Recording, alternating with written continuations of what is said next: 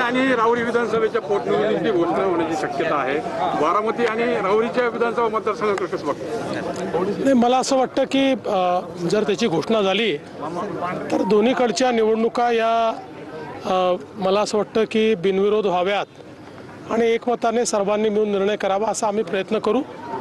पण आमच्यावर निवडणूक लादली गेली तर आम्ही निवडणूक लढायला देखील तयार राहू.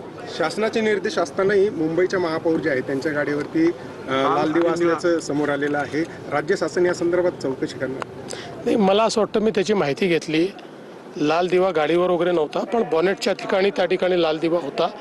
त्याच्यात काही महापौरांचा दोष नाही आहे. त्या संदर्भात राज्यामध्ये कोणीही लाल दिवे वापरू नयेत हा जुनाच आपला निर्णय आहे.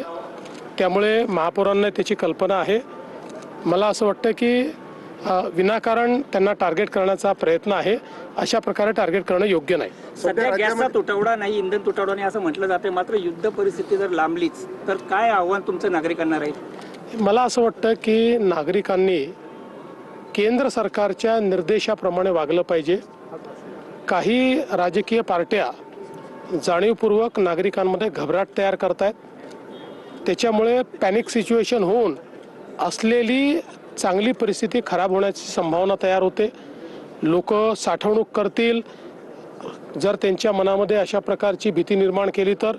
त्यामुळे या सगळ्या भीती मनातनं काढून केंद्र सरकार मोदीजी नीट सगळ्या गोष्टी आपल्याकरता पाहत आहेत त्यावर विश्वास ठेवावा. अरे